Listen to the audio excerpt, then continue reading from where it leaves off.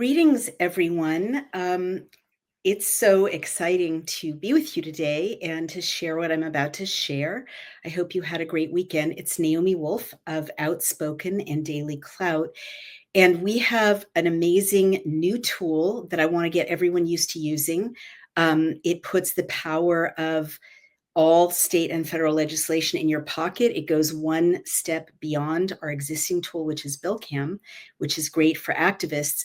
This tool, LegiSector, is great for certainly anyone who's an activist, but also it has business applications. It's great for lobbyists, investors, realtors, accountants, people in the healthcare sector, because the incredible innovation is that it is something that is structured to show industry-specific legislation, state and federal legislation.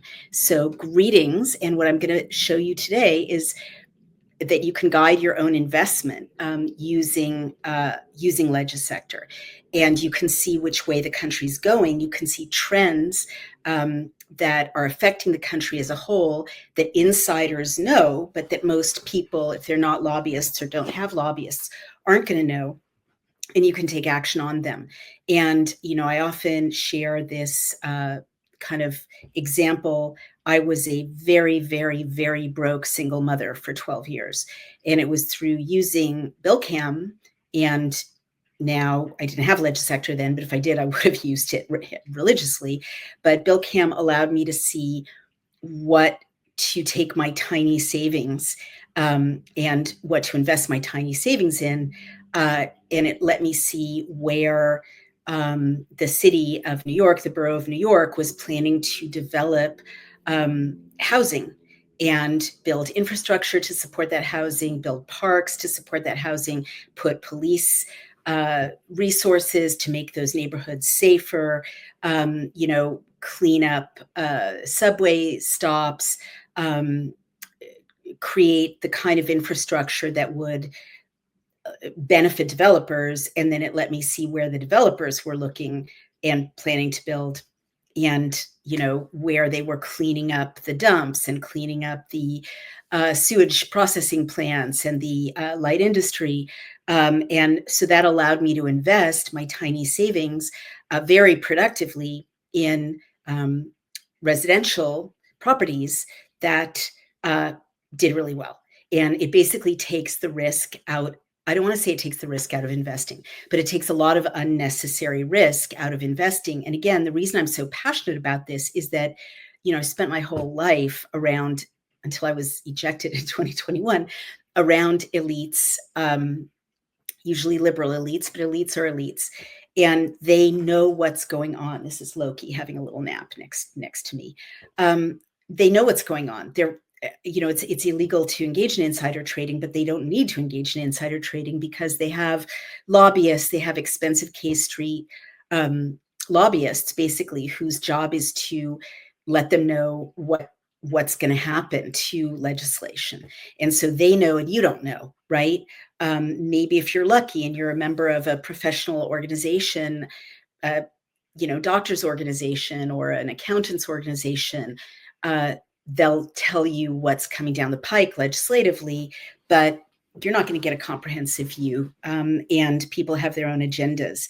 So LegiSector is just an incredible tool because you can see from just scanning it, and I'm going to be doing these roundups every week, top trending bills, but also investment-oriented conclusions. I'm not an investment advisor at all. I'm a cultural critic, right?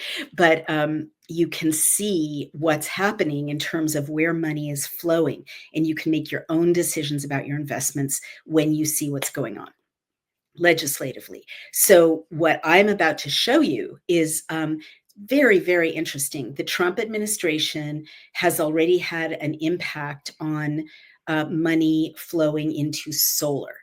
And that's at a state level, but also at the federal level.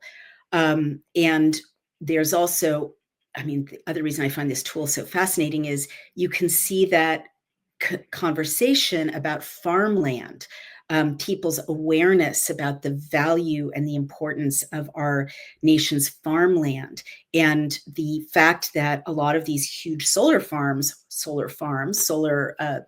installations have been positioned on our nation's farmland, and farmers are upset about it. It's lowering property values in rural areas. There's no reason for it, right?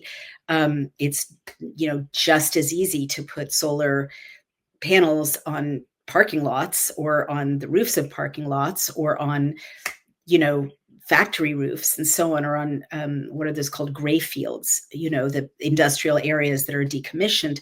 But for whatever reason, under the Biden administration, there was a ton of farmland that got populated by solar installations. This happened up near where we live part-time in Columbia County. There's a solar installation that has divided the community called Shepherd's Run. And it, cute name, but very dark installation. I like renewable energy as much as the next, lifelong liberal, now independent, but I like the environment. I know there are problems with fossil fuels. But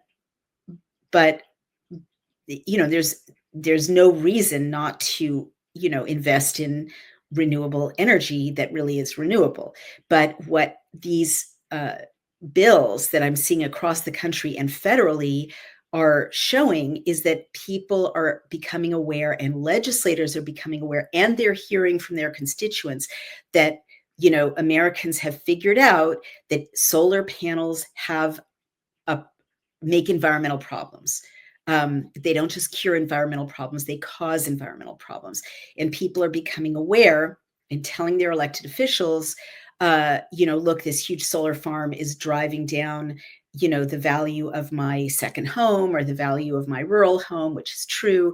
There are studies showing that property values of homes, surrounded by or surrounding solar installations really do deteriorate. I mean, the person who alerted me to what's going on in my community is a realtor. And, people who own property up there are very upset.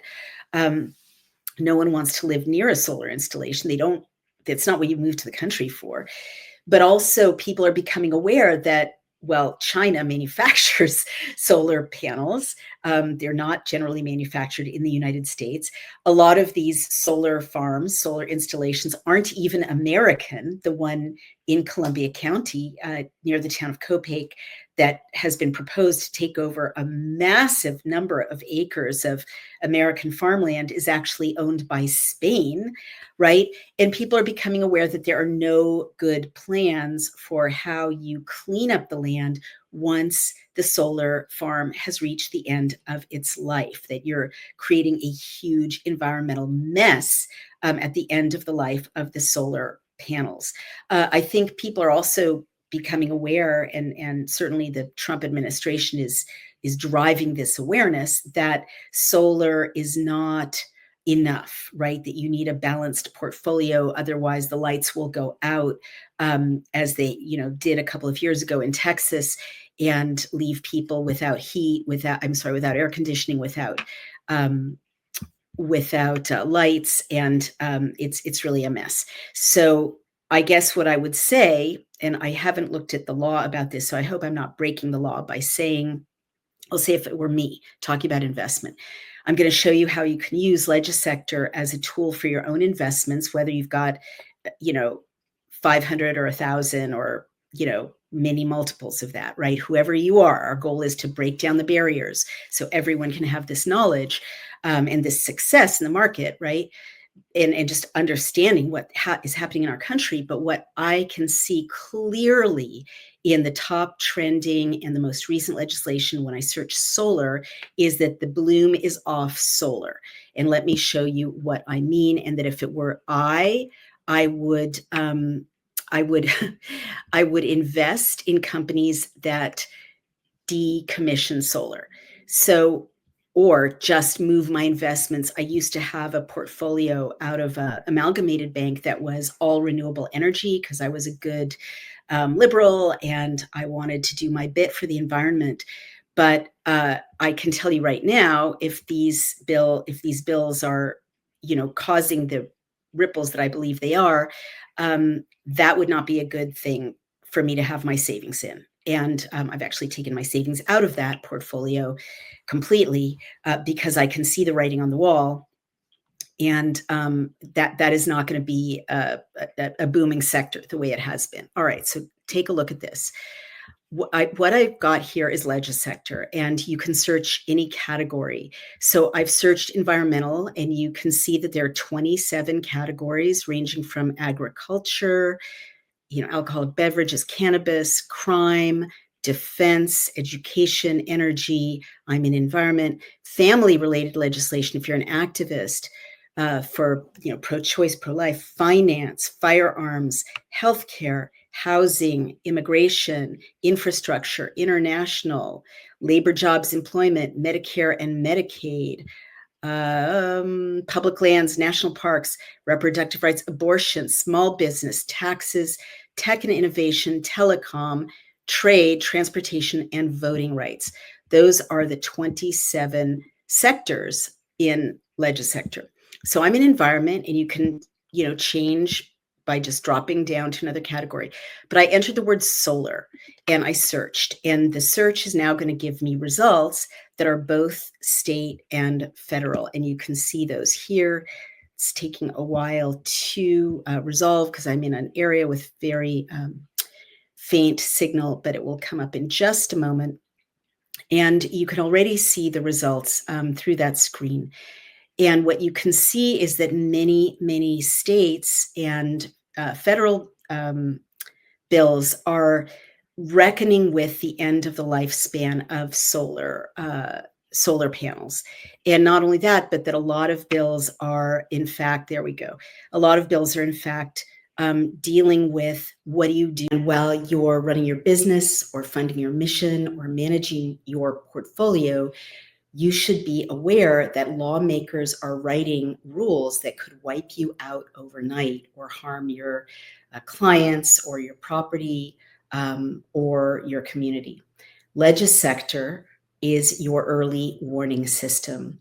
Whether you're a small business owner tracking new tax codes, or a nonprofit watching for grant changes, or an investor scanning for regulatory shifts, LegiSector keeps you informed in real time.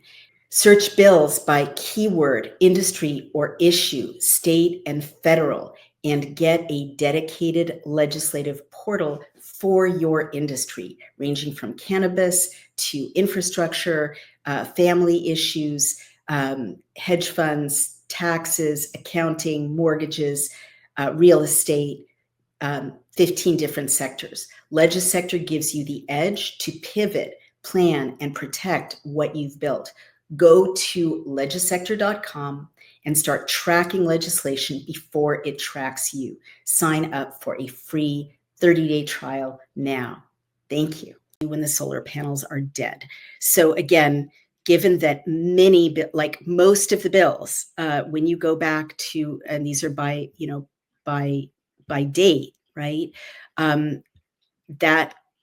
That means that it is I'm not going to say it's a dying industry. It's moving into another direction, but it's an industry that's changing dramatically. All right, so look at Connecticut. This is HB 5916, and it was signed by the governor. It's a law now in Connecticut. And you can see on LegiSector the history of the bill right there, and you can see it right there, where it is, where it's at. And you can see clearly that it's now the law in Connecticut. So the miraculous thing we've done for all these bills is an AI summary. Of course, bills are often, 100 pages long, 500, 600 pages long, 1,200 pages long, like the Patriot Act, to keep you from knowing what's in them, essentially. Well, we applied AI to these bills, and you get a very clear and accurate summary of what's in the bill. So this law requires companies building large solar power projects on farmland to provide a special, quote, restoration bond. This bond is money set aside to make sure the farmland is properly restored and can be farmed again once the solar project is finished or removed. And so it's really real. the restoration bonds got to be provided. When developers put in solar installations on farmland, they need to put the money down to remove the solar project later and ensure the soil and land are healthy and suitable for farming again. And it's got teeth. Experts like soil scientists will assess the farmland after the solar project is removed, checking things like soil depth, drainage, and fertility. Why this matters. Solar energy is great for clean power, but it can impact important farmland. This bill balances creating renewable energy projects with protecting valuable farmland for future farming by making sure the land must be restored properly after use. So they're not in Connecticut. It's a big deal. They are not going to be able to just leave a mess after the life of the solar installation is over. Really interestingly, you can see on LegiSector who the sponsors are. And this is a bipartisan bill that's very interesting. It's mostly so far Republican, and you can email Doug Dubitsky and tell him what a great job he's doing if you like this bill, or that it's terrible if you don't like it. They're right there. Their contact information is right there. Some don't provide contact information, but we hope this tool will pressure everyone to provide their contact information. But you can let them know how you feel about it, but also you can see that it's a bipartisan bill, which means that Democrats are hearing from their Democratic constituents also that they really don't want a mess left after solar is all over, and that they want to protect their farmland. So that's in one of the most kind of blue states, Connecticut. So let's see what else is going on there. It's not just red states. Here, the awareness of the hazardous waste that is solar power is happening across the country. This is California. This is AB 864, hazardous waste, solar photovoltaic panels, blue, California. This bill deals with rules about how old or end-of-life solar panels, specifically solar photovoltaic modules, are handled in California. And it means that if they're considered hazardous waste, they must be managed carefully under strict rules. If they're going to be recycled, there are rules affecting that so that toxins don't go into the recycling stream. And if they're not considered hazardous waste, they still have to be recycled carefully. It encourages more recycling and reuse without unnecessary red tape, while making sure recycling is done safely. So even California is aware that this stuff is coming to the end of its life, and that people don't want the toxins in their environment. And there's only one sponsor, and so it's a blue bill, and it's even California. Okay, so that is big. And also it says to me, the fact that there are so many end of life solar bills, just in the last month, it really suggests that things are coming to the end of their lives, which makes sense. It was about 10 or 15 years ago that there was a big push to put solar everywhere. Solar doesn't last forever. And also that people are waking up and not, it's not a panacea. Okay. So I would not invest in, again, a portfolio like the one I was invested in through my bank that was, just renewables with no questions asked, because solar is not expanding. It is contracting and being managed differently, according to what you can clearly see on LegiSector. So this is Oregon, again, super blue. And these are recent hot bills, like in the headlines. All right. So this is the AI-generated summary of SB 218 relating to renewable energy facility waste. And this asks Oregon's Department of Environmental Quality to study how waste from solar and wind energy facilities affects the state. So this is a blue state. And interesting, it's a red legislature member, David Brock Smith, who put this out. But people don't waste time on bills that are going to go nowhere, usually. So we'll see if he is successful with it. But the fact that he has proposed it, I think is significant even in Oregon. And he's really basically saying, just study this. Like, how bad is it? And I know for a fact from my mom, who lives in Corvallis, Oregon, that there are big concerns about hazardous waste dumps in Oregon. And so people are becoming aware. I don't have this from her, but it's related, that you can't just dump whatever into a dump. Some things are really toxic. So, and including solar panels. So let's go down to a lot of them are about community solar projects. So when I said things are changing, this is what's changing. Let me just show you more end of life bills, the best practices and strategies. Here's one more. So this is New York, again, a blue state. This means that even the blue states are getting pressure from farmers and, homeowners, rural homeowners. So in this blue state where we live, it establishes the agrivoltaics viability pilot program to provide grants to identify the best practices and strategies for agrivoltaics and dual use solar energy projects that protect soil health during construction and decommissioning of solar arrays, getting rid of them, they're done, they're over, utilize sustainable agricultural production practices, monitor any benefits solar energy may have on farms and to the state, track economic viability, study the commercialization of dual-use solar energy projects, and encourage equitable engagement of stakeholders. So that's a lot of Democratic gibberish, and I was just going to bet, and sure enough, it's a blue bill. I'm trying to be really nonpartisan, but you do find, and I am thoroughly an independent, I am not partisan, you do find that the more gibberishy bills tend to be Democratic bills, blue bills, and you can email them, you can phone them. Senator Fahey and Senator Hinchey, who've proposed this, and basically it's a response to farmers in New York State and second homeowners being upset about solar, and they're trying to find a solution. So it protects farmland, claiming that farmers can grow crops or raise animals while also producing solar energy. It gives grants. It's a pilot program. It's going to say money will be given to projects that test the best ways to combine solar panels and farming.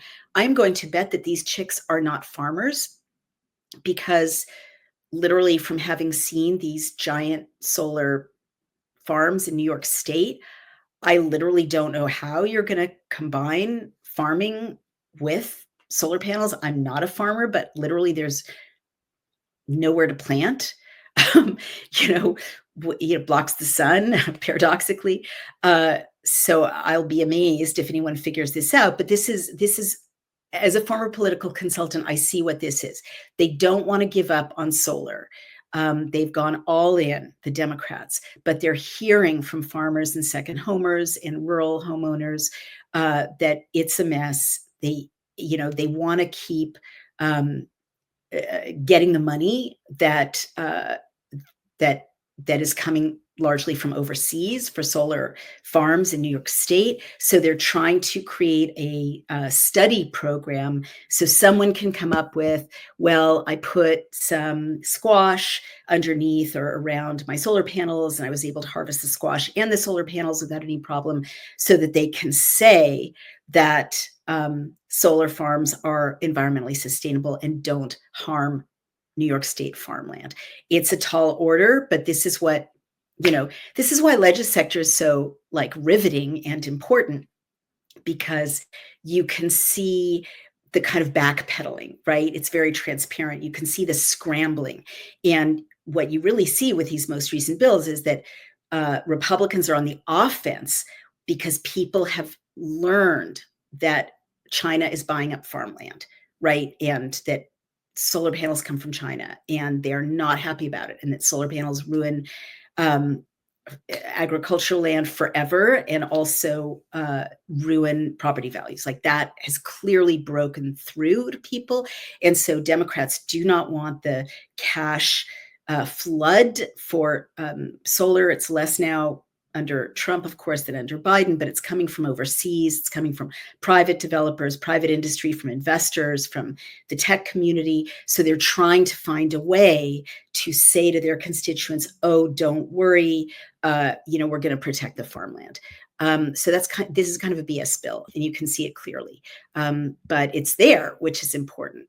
All right. So let's see if there's anything else before we go to community solar. I mean, you can literally see, and you see the words community solar repeated and repeated in Maine, in a federal bill, in Oregon, community solar, community solar. We'll get to that. So let's just look at Florida, solar facilities. Now, again, this has to do with agricultural land. Very important. It's so interesting that this is a trend going across the country. And you can really see how like legislatures learn from each other at the state level. And you can see the impact of all those phone calls and emails from constituents in these bills, as well as the pressure from special interests, right? You can see all of this play out. So this is Florida is run by a Republican right now. This is a bill, SB 1304, solar facilities. Here's the AI summary. This bill is about solar energy farms called solar facilities. This is a more neutral term, built on farmland in Florida. You notice all these bills are about solar on farmland. There's not one of these recent bills on LegiSector in this search result is, this month, July going back to June of 2025, is about solar on industrial land, which is really a good choice for putting, large scale solar, or solar on parking lots, or solar on decommissioned malls, right? No, it's all about farmland. It's a fight over farmland. It sets rules to make sure these solar farms are properly taken care of, and if they stop working, they are cleaned up so the land can be used for farming again. So it's very much like the Massachusetts bill that we saw, that makes sure that there's money to clean it up again at the end of its lifespan. And that idea, I don't mean to repeat myself, but it's, this is kind of a game of picking up patterns, right? And it is so clear that it's become common knowledge in America that solar farms have a lifespan and that they die eventually. Key points in simple terms. It supports building solar farms on agricultural land to boost renewable energy in Florida, land used for farming. A county can require that farms over 2 megawatts have a plan to properly remove equipment when they stop working. So this is, delegating to the county, that the county can demand that at a county level. And when is a solar farm considered done? Very interesting question. If it doesn't produce electricity for 12 months, unless it's due to a natural disaster, if construction stops for 24 months without progress, if after a disaster, no major repairs happen within 12 months. And counties can require owners to set aside money through bonds or similar financial guarantee to cover the cost of cleaning up the site. And counties can act if owners don't clean up. If they don't remove the solar equipment after it stops working, counties can do the cleanup and use the set aside money to pay for it. So again, very similar to that Massachusetts restoration money bill. Counties can require solar farms to have certain landscaping or buffers. And these don't apply to solar projects that already applied for approval before July 1st, 2025. So it's not grandfathered backward.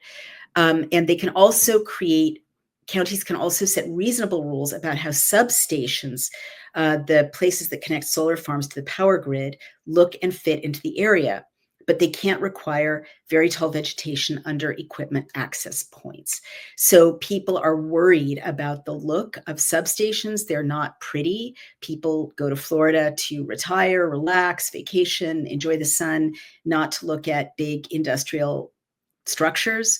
And the effective date is July 1st, 2025. So it happened. It actually died in community affairs. It didn't happen. It was a red bill. So they tried, but it did not go through. So they're still going to, create ugly solar power. But given the popularity of this issue, I would be very surprised. And there you can see, what happened, died in Commerce Committee on June 15th. I will be very surprised if it doesn't come back in some form. And here we have, again, the agrivoltaics pilot program, another one. It passed the Senate. Good luck. Revises provisions governing energy, Oregon solar and storage. Here you go. A lot of it's ugly, we don't like it. This goes back to June. This is a Maine bill, an act to protect Maine scenic beauty by requiring solar panel fields to be hidden from view. This new bill is all about making sure big solar panel projects in Maine don't spoil the beautiful views that neighbors and visitors enjoy. So before a solar energy project gets approved, it's got to have a barrier around it, fence, trees, bushes, other plants. It's got to be good enough to hide the solar panels from people living right next to the project. And the Maine Department of Environmental Protection decides if it's good enough. So this bill helps to keep the natural scenic look of neighborhoods by making sure large solar farms don't stand out or block the view. So it's not going to get rid of large solar farms, but it's definitely an indicator. Again, it's red, red, red, red, red, red in a very blue state. Very interesting that a lot of people don't like the way they look, right? And they don't, as well as not liking the toxins they leave behind. So here's the history. And it did not make it, but it was introduced. So I'm going to go back one more time, and we talked about that California bill. It's another bill, it appears, about disposing of photovoltaic modules safely. Now, you've seen a lot of bills going back to June that basically say this stuff dies. We don't want to be stuck with it. We want to make sure the farmland is not taken out of commission.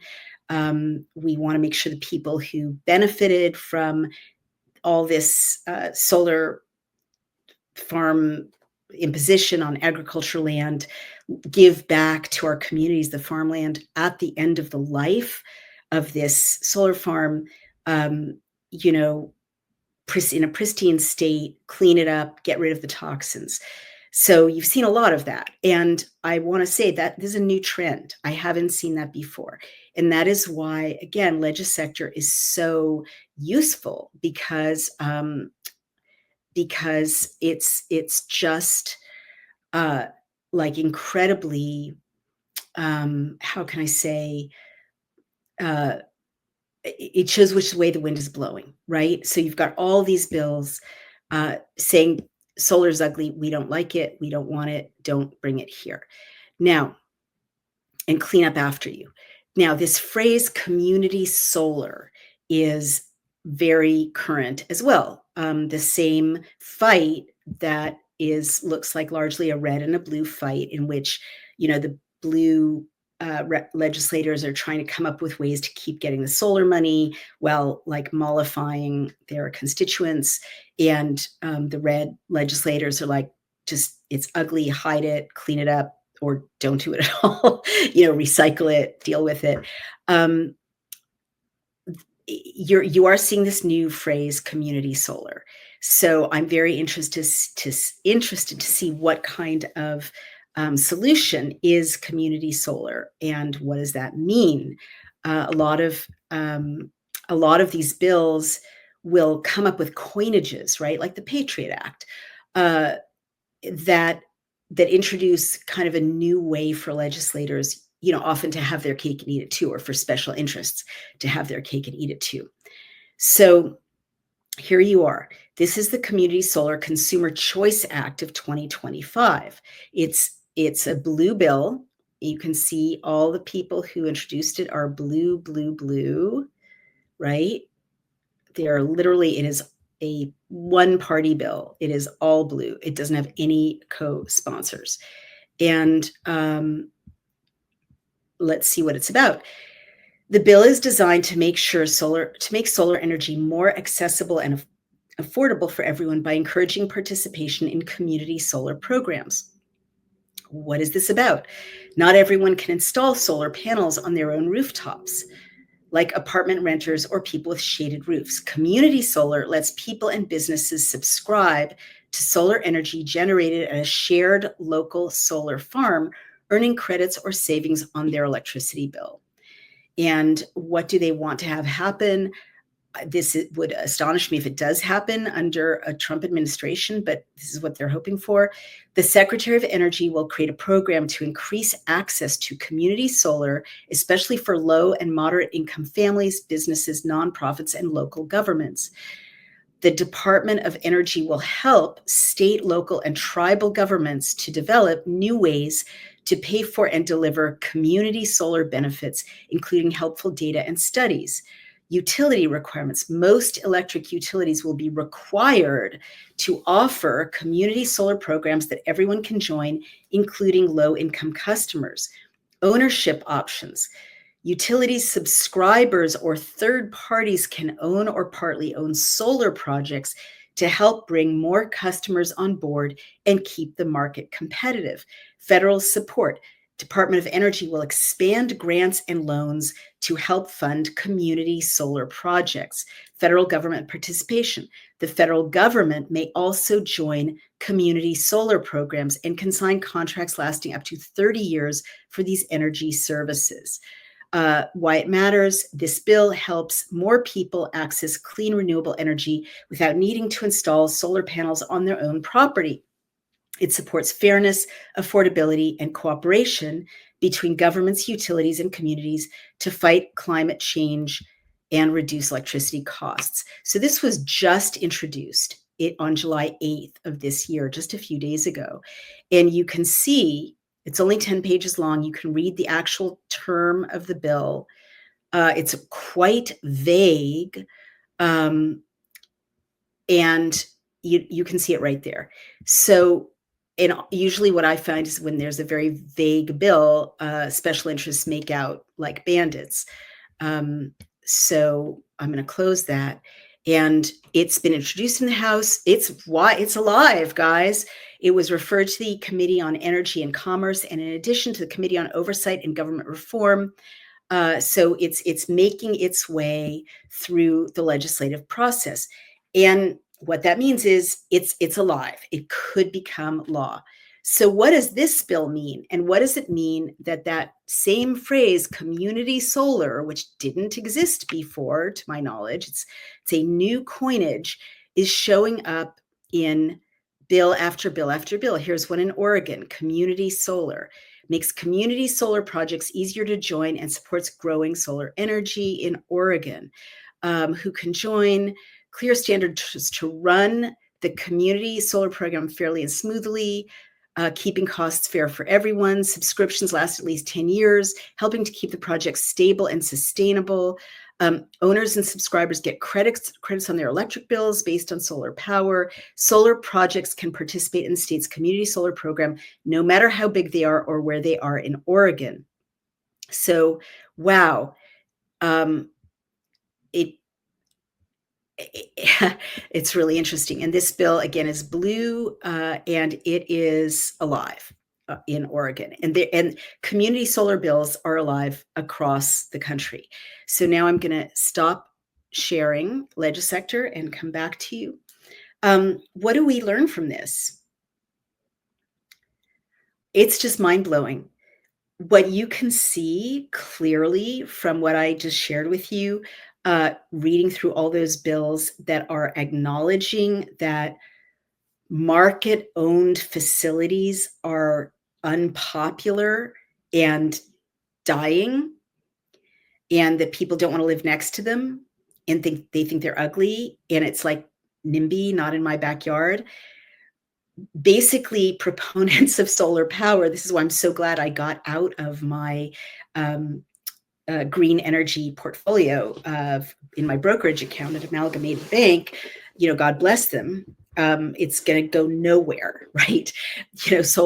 Private solar in the marketplace it's clear that our legislators have thrown up their hands, right? Private solar, I'm not going to tell you what to invest in, but none of these bills says to me, um, the private competitive market of solar power manufacturers is booming. You really want to get in on that, buddy. No, no, no, no, no. What's clearly happening is, I'm guessing, a scramble of the original investors to get out of the private sector solar market because of this resistance and because it doesn't do what they promised. I mean, it's dying. It's coming to the end of its life. All right. According to bill after bill after bill, the first generation of solar is coming to the end of its life. And that means there's going to be expenses, which people didn't factor in investing in this in the first place, clearly, in removing it and making sure you don't leave behind a toxic mess, recycling it or disposing of it. The piper is demanding to be paid. The bill has come due for solar. So what I'm seeing is a kind of collapse of confidence in market solar, but the Democrats and probably their allies in some solar manufacturing quarters giving up on the market are trying to create basically a communist system for solar power. And they're trying to called community solar. And they're trying to do it at the federal level, and they're trying to do it state by state by state. And they're doing it in language that is, thank God for LegiSector, right? Because you can see the bills. But you can imagine what electeds are saying to their constituents in places like Oregon or, or Maine or other places that are proposing community solar bills. They're saying, you can save the planet and get a discount on your electricity. What they're not saying is you will be paying for it anyway, because what we're doing is just creating bills in which taxpayer money goes to the utilities and goes to the solar farm manufacturers to create government owned, essentially, and utility owned solar facilities, and will give a nominal discount to low income people and moderate income people. But either way, you're paying for it. Your tax dollars are paying for it. It's not the marketplace anymore. It's your tax dollars building these facilities, paying for them to run. You're paying for it anyway, except this time we're nationalizing it or communizing it, so we don't even have to compete in the marketplace. That's what I see. It's super fascinating. All the more reason to, I'm not going to tell you what to invest in, but I would say our elected officials and the private solar industry have run out of confidence, clearly, from seeing these bills. So if you are invested in the marketplace for solar, I don't know about wind. I didn't search wind. I could search in my next update, but certainly solar. If you're invested in private solar, you're still having confidence when legislators and their lobbyists have lost confidence in the public marketplace for solar and the public appetite for having solar farms next to them. So now they're going to ram it through, community-owned solar paid for by people's tax dollars. I don't know how you even invest in that, honestly, because that's going to be a, public-private partnership between the government and the utilities. It's not going to be made available to investors. I'm assuming nothing in the legislation indicates that. So it's just going to be utilities, minting money at the expense of our tax dollars. And, people will get some solar electricity and a bit of a discount if they're low income and go through, no doubt, some laborious hurdle of an application process to get that discount. That's my read. That's my analysis. It's all on LegiSector. You just spent half an hour with me going through LegiSector, and just from what you could see, you can see that it's a dying industry. The market has given up on solar. Not telling you what to do, don't want to break any laws. I'll just say I am so glad I disinvested. I took my little savings, which through tools like LegiSector and BillCam, I built up into, bigger savings and bigger savings, and more, better invested dollars. And you can do the same. And I really encourage you to get a LegiSector subscription. It's $11.99 a month. You can do this with all of your investments, any market. You can do it with any one of these 27 sectors. And I've just shown you, I hope, that the legislation tells a story, and the story is right there. And we've made it available to anyone, not just the lobbyists, not just the insiders, not just the friends golfing with the state senator, but anyone now can see where the money is flowing. And with a big, giant sucking sound, it's coming out of the marketplace of solar farms, and that's collapsing. And probably the taxpayers will be stuck with the bill cleaning up the farmland anyway, which we haven't even gotten to. But they're not going to be building new solar farms without a lot of restrictions in the future, it appears, from these bills. So keep an eye on community solar. And in the meantime, if I were you, I would get out of the marketplace of public sector solar, and I'll keep you posted about where you should put that money instead, based on the legislation. But and I love the environment. I support the environment. I want good environmental stewardship, but clearly, from the mess that solar farms have left behind, that these bills reckon with, we're not quite there yet. So I will keep you posted. I guess I should do a next overview, perhaps, of wind or nuclear.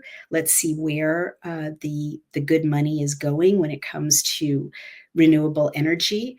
And I'll do some more analysis about that. But in the meantime, this is me. I'm Naomi Wolf. This is our amazing new tool that has just rolled out into the wild, as they say. And it's LegiSector, and you just go right over to legisector.com and go ahead and sign up. You can get a 30-day free trial.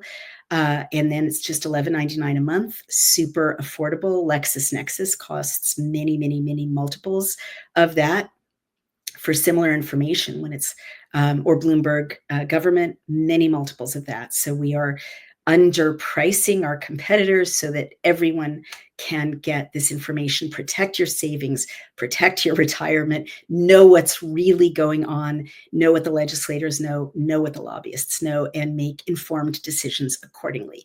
If you like what we're doing, please become a member or sponsor or supporter of Daily Clout. You can advertise on Daily Clout. You can advertise on BillCam, which is amazing. And soon you'll be able to advertise on LegiSector. And if you're an activist, go on over to BillCam and sign up for that, billcam.com. And anyone who's doing just mobilization of your community, activism for anything, you can share state or federal bills through social media. You can vote on them on BillCam. So it's a dream of mine to make everyone as powerful as anyone in the United States of America. And I think we've really done that, but we need your support to use these tools. Share them, spread the word. Thank you so much. Take care.